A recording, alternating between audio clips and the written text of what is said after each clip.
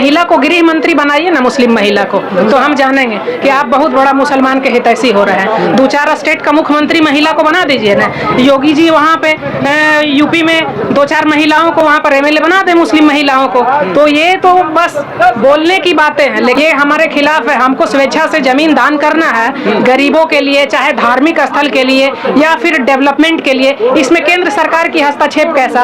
अगर हस्तक्षेप इनको करना है तो और अन्य धर्म में जो लोग अपनी संपत्ति को डोनेट करते हैं वहाँ पे भी बड़े बड़े पद पे सारे लोगों को आप बैठा दीजिए। आप ये शपथ लेते हैं संविधान से, लेकिन काम करते हैं धार्मिक। वक्फ बिल के खिलाफ पटना के गर्दनी बाग में एक विशाल धरना का आयोजन किया गया, जिसमें बिहार के कोने कोने से मुस्लिम समाज और तमाम सेकुलर समाज के लोग आए हैं जो वक्फ बिल के खिलाफ खड़े हैं। तो हमारे साथ नीलम खान जी हैं, एडवोकेट हैं, बातचीत करेंगे। मैम, आप एडवोकेट हैं, इस बिल वक्फ बिल के बारे में क्या सोचती हैं, क्या समझती हैं आप? ये जो केंद्र सरकार के द्वारा वक्फ बिल संशोधन जो किया गया है, ये हम लोगों को बिल्कुल भी जो है स्वीकार्य नहीं है। ये बिल जो है काला कानून हम लोगों के विरोध में है, जो इस देश का अल्पसंख्यक समुदाय है उसके विरोध में, और इनका हर एक कानून अल्पसंख्यक के विरोध में बनता है। चाहे एनआरसी हो, चाहे ट्रिपल तलाक हो, चाहे यूसीसी हो, ये सारा का सारा काम एक वर्ग को टारगेट करके करते हैं। ये हर हाल में हम लोग जो संविधान को मानने वाले लोग हैं बर्दाश्त नहीं करेंगे। लेकिन भाजपा के लोग हैं वो कह रहे हैं ये कानून आने से आप जैसे महिला भी हैं वक्फ बोर्ड में शामिल होंगी। महिला को गृह मंत्री बनाइए ना, मुस्लिम महिला को,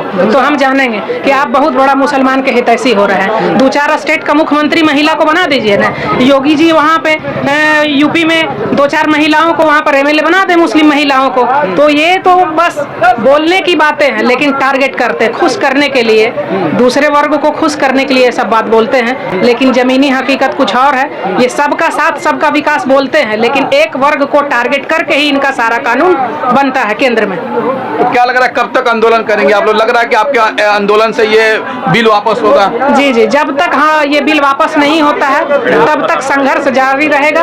सड़क से लेकर सदन तक संवैधानिक तरीके से इस लड़ाई को हम लोग जारी रखेंगे, और इस देश का जो भी लोग हैं जो संविधान में भरोसा रखते हैं वे सारे लोग इस एक प्लेटफॉर्म पे आ चुके हैं। जी, लग रहा है कि वापस होगा, वापस होना चाहिए ये बिल, वापस होना चाहिए। ये हमारे खिलाफ है। हमको स्वेच्छा से जमीन दान करना है गरीबों के लिए, चाहे धार्मिक स्थल के लिए या फिर डेवलपमेंट के लिए। इसमें केंद्र सरकार की हस्तक्षेप कैसा?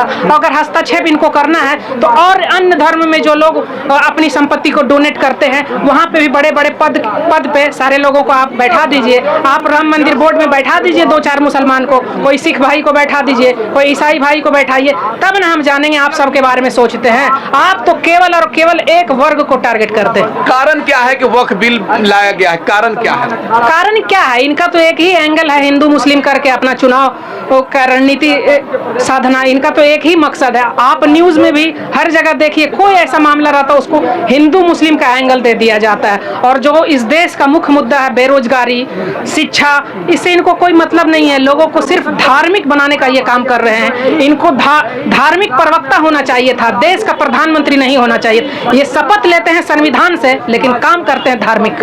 आप क्या कहेंगे वक्फ बिल के बारे में? वक्फ बिल के बारे में हम तो यही कहेंगे कि ये सरासर सी गलत है। अच्छा, ये और इनको वापस लेना पड़ेगा, क्योंकि ये भाजपा के लोग कह रहे हैं अच्छा बिल आया हुआ है। भाजपा के लोग तो कहेंगे ही ना, उनको बेनिफिट है तो कहेंगे ही ना, जाहिर सी बात है।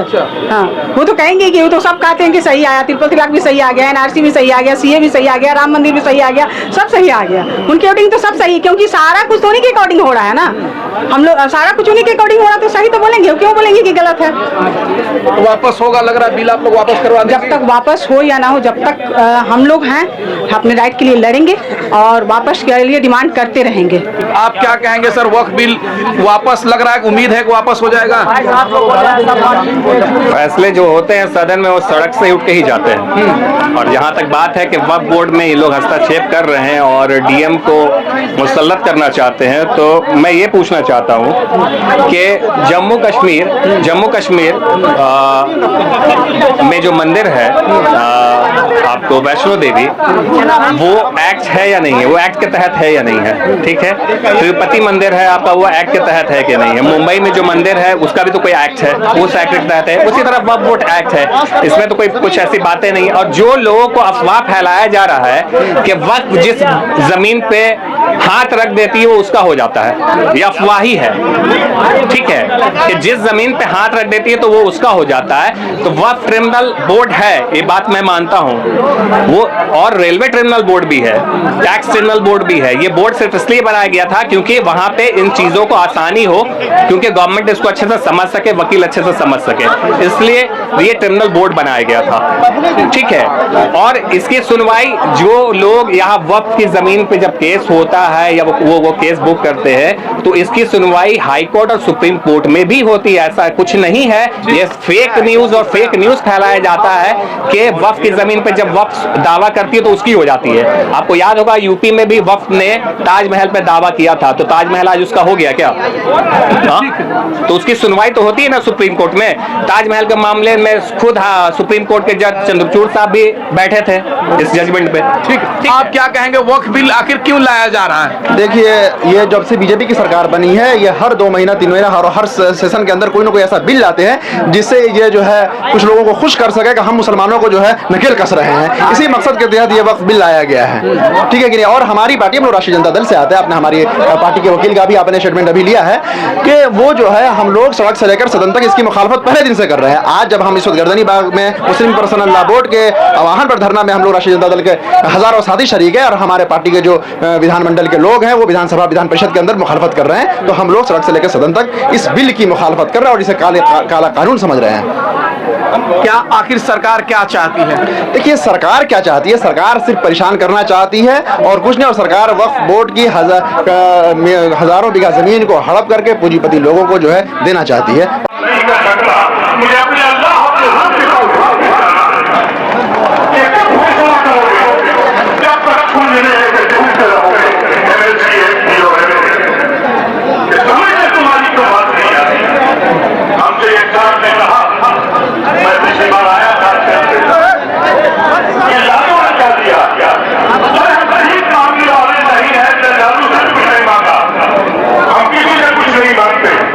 हमने लालू प्रसाद इसलिए दिया कि उसने आरएसएस के साथ समझौता नहीं किया, उसने उस हिंदुस्तान को माना था जिस हिंदुस्तान से हमने अपने खून को बांटा था।